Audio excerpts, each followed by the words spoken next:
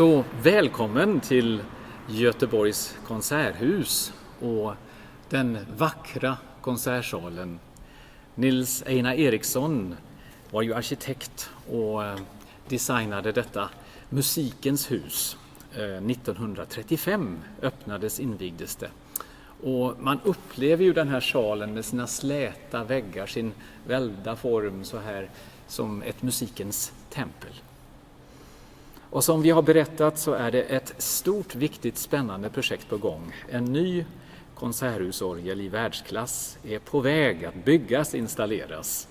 Och sedan förra året så har vi arbetat tillsammans med Riger Orgelbau i Österrike som bygger instrumentet i referensgruppen, den internationella referensgruppen med design, tester, utförande och vi var nere i Österrike i januari för att se verkstaden, mycket imponerande och testa olika saker, mekanik och olika överföringar och grejer som är ny teknikutveckling i projektet och besluta de sista så att säga, detaljerna. Konceptet har ju legat klart men det är ju alltid ett utförande och in i de små delarna.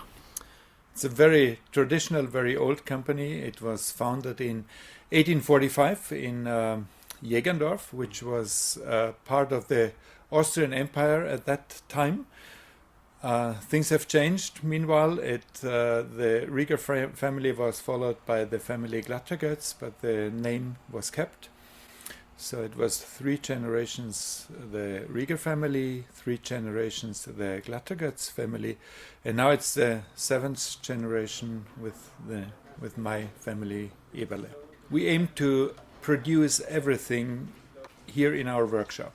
We are doing all the woodwork, all the artistic work, all the technical things. We have our own pipe making shop. We have our own electronic department. We have a voicing team with 4 voicers. So everything is under one roof. We don't buy things. We don't put the name on things we haven't done ourselves. So we make the instruments, we design the instruments, we build it up, we voice it, and then it's a real Rieger organ. We have our own, we call it music school. All the apprentices have to learn how to play the organ during their apprentice time, which is almost 4 years.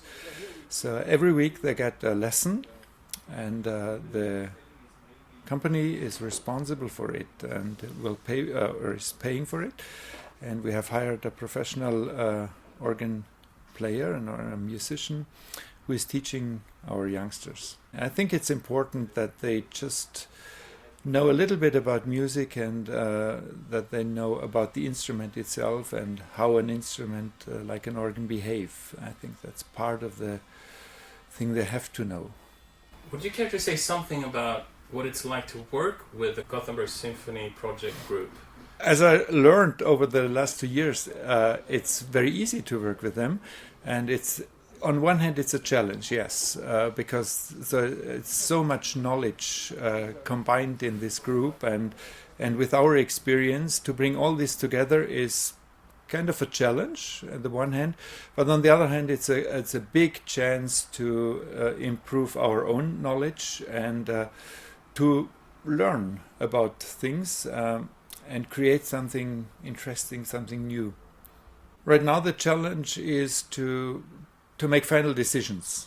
We are at the point where we have to start really with detailed planning, and soon we will start building the instrument. So it's the point now, after a long period of discussion and collecting ideas, we are at the point now where we have to make real decisions, and from that point onwards there's no way back. So that's the challenge now. Soon we start producing parts in our workshop, and then during the summer period, during summer holidays, we will start installing part of the organ, the back part of the organ.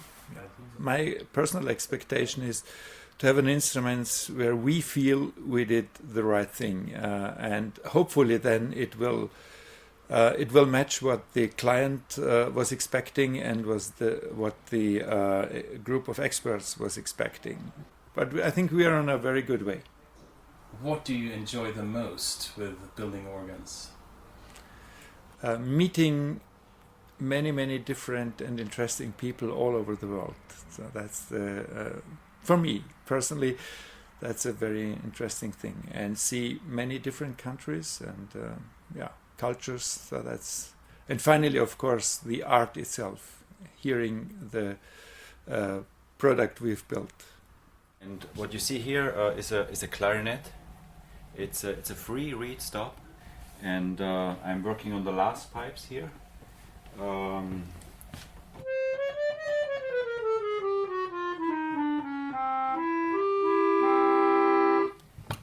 So then it gets a tuning rod. I can lengthen or shorten the reed, and that means the vibration is faster or slower. And it sits on the boot and goes on the wind chest.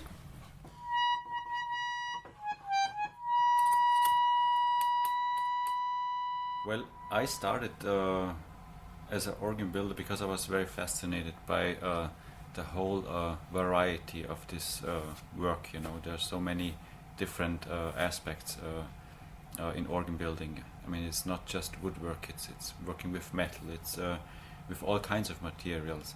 The musical part also, and later on, I became or got into the field of voicing, and I'm always fascinated by the work of creating sound, you know, and I mean, this is I just love that work because you can create something beautiful and nice, and that is what keeps me motivated.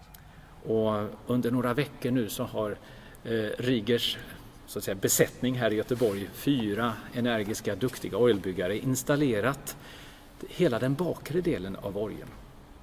Så det är alla verk som har svällare, som vi säger, som kan öppnas, stängas, dynamiska verk.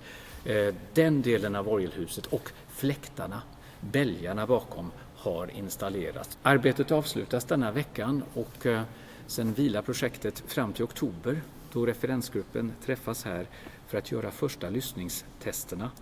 3 stycken stämmor, se hur det utvecklar sig med klangbalans och utstrålning från svällverken.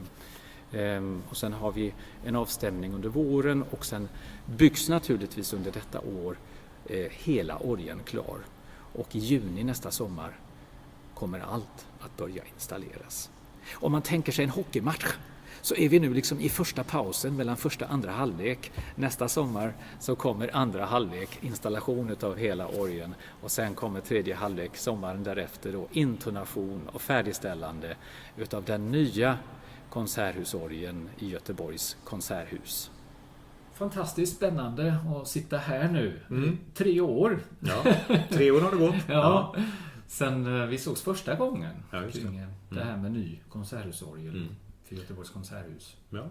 Så det var väldigt goda nyheter att Higap tog initiativ till det i goda samtal med oss här på konserthuset. Och det var ju hösten 16 som Stefan Lundqvist, som då var tillförordnad vd, tog beslut att nu går vi vidare. Och vi siktar mot jubileum 2021, Göteborgs stadsjubileum. Och det var ett glädjande nyhet för oss, och det var ju då vi tog kontakt med dig också, som var självskriven och har med som spindeln i nätet. Och sen så har det gått snabbt, och här sitter vi idag, och nu har vi då pratat om öppningsveckan, kan man väl säga. Så det är väldigt, väldigt kul, och då ska vi selvfølgelig ha vi ska ha öppningskonserter, vi ska ha seminarier, vi ska berätta om hela resan. Och så ska vi försöka etablera någonting nytt i stan, i Västra Götaland region, för vi har alltså ett nytt instrument i stan som kommer att bli helt fantastiskt, men också kommer att betyda någonting för den publik som ska komma hit på konserter och lyssna, och kanske också för orgelmiljön i stan. Absolut. Jag menar, Göteborg som internationellt känd orgelstad får ju ett fantastiskt tillskott med den nya konserthusorgeln som vi gläder oss enormt över. Möjligheter att bjuda in till orgelns liksom sinnliga, passionerade Ja. nya Ja, klangvärld sådär. i ett Ja, symfoniskt format i kombinationer och sånt som vi inte fått uppleva tidigare. Så vi ska få något fint där i öppningsveckan det blir oktober då. Precis, då blir fokus i vår internationella orgelfestival naturligtvis detta nya flaggskepp, instrument som vi får här i alla dess möjliga kombinationer. Ja, eller hur? Och en konserthusorgel i världsklass för Ja. alla. Ja, eller hur? Så- Ja, det ska vara demokratiskt. Ja, och vi ska öppna dörrarna här. Ett av de projekten som vi har pratat om är ju att alla organister i regions 49 kommuner ska få lov att göra en liten konsert här under den öppningsveckan. Det inkluderar alla på något sätt. Så då kan man komma från Gullspång eller Åmål och så lyssna på sin organist i Göteborgs konserthus. Ja, det blir spännande.